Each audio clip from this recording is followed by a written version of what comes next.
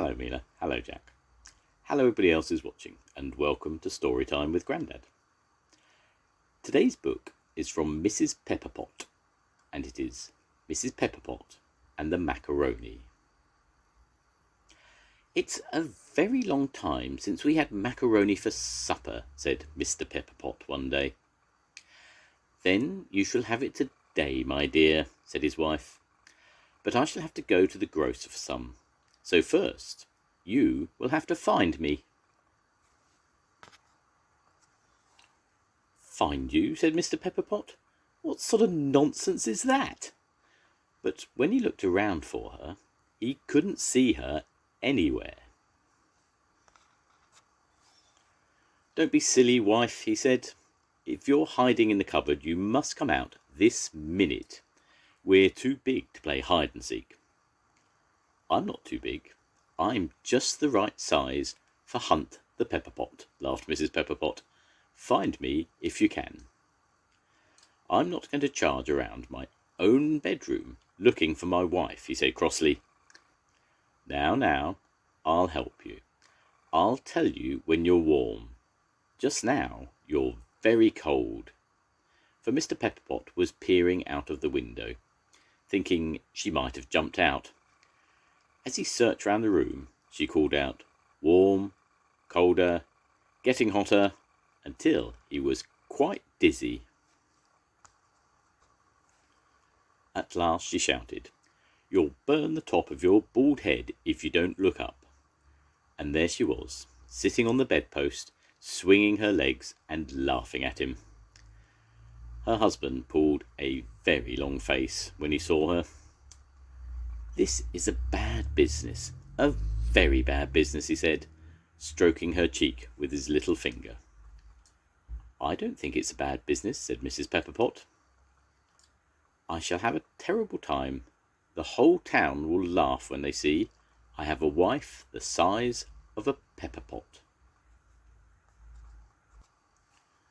"Who cares?" she answered.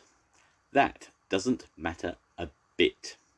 Now, put me down on the floor so that I can get ready to go to the grocer and buy your macaroni."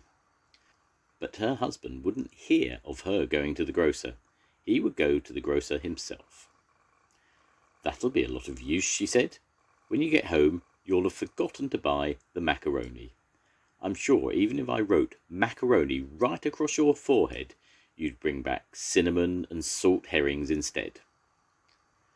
"But how are you going to walk all that way with those tiny legs?" "Put me in your coat pocket, then I won't need to walk." There was no arguing with her, so Mr Pepperpot put his wife in his pocket and set off for the shop. Soon she started talking. "My goodness me, what a lot of strange things you have in your pocket. Screws and nails, tobacco and matches, there's even a fish hook. You'll have to take that out at once. It might get caught in my skirt." "Don't talk so loud," said her husband, as he took out the fish hook. "We're going into the shop now." It was an old-fashioned village store where they sold everything from prunes to coffee cups. The grocer was particularly proud of the coffee cups, and he held one up for Mr Pepperpot to see. This made his wife curious, and she popped her head out of his pocket. "Stay where you are," whispered Mr Pepperpot. "I beg your pardon, did you say anything?" asked the grocer. No, I was just humming a little tune," said Mr Pepperpot. "Tra-la-la." "What colour are the cups?" whispered his wife, and her husband sang, "The cups are blue with a gold edge too, but they cost too much, so that won't do." After that, Mrs Pepperpot kept quiet, but not for long. When her husband pulled out his tobacco tin, she couldn't resist hanging onto the lid. Neither her husband nor anyone else in the shop noticed her slipping onto the counter and hiding behind a flour bag. From there she darted silently across to the scales, crawled under them, past a pair of kippers wrapped in newspaper, and found herself next to the coffee cups. "Aren't they pretty?" she whispered, and took a step backwards to get a better view. Whoops! She fell right into the macaroni drawer, which had been left open. She hastily covered herself up with macaroni, and the grocer heard the scratching noise and quickly banged the drawer shut. You see, it did sometimes happen that mice got in the drawers, and that's the sort of thing you want people to know about.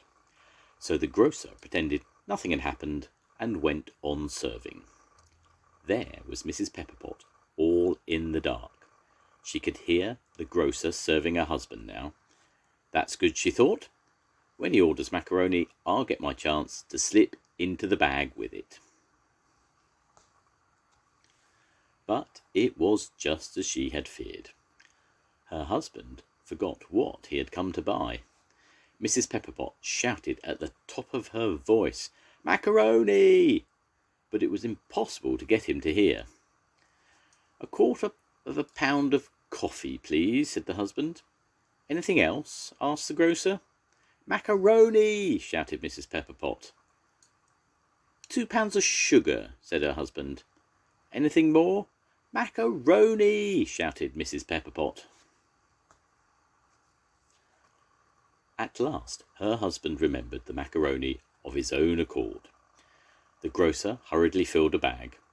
He thought he felt something move, but he didn't say a word. "That's all, thank you," said Mr Pepperpot. When he got outside the door, he was just about to make sure his wife was still in his pocket when a van drew up and offered to give him a lift all the way home. Once there, he took off his knapsack with all the shopping in it and put his hand in his pocket to lift out his wife. The pocket was empty. Now he was really frightened. First, he thought she was teasing him, but when he had called 3 times and still no wife appeared, he put on his hat again and hurried back to the shop. The grocer saw him coming. He's probably going to complain about the mouse in the macaroni, he thought. "Have you forgotten something, Mr Pepperpot?" he asked, and smiled as pleasantly as he could. Mr Pepperpot was looking all around. "Yes," he said. "I would be very grateful, Mr Pepperpot, if you would keep it to yourself about the mouse being in the macaroni. I'll let you have these fine blue coffee cups if you'll say no more about it." "Mouse?" Mr Pepperpot looked puzzled. "Shh," said the grocer, and hurriedly started wrapping up the cups.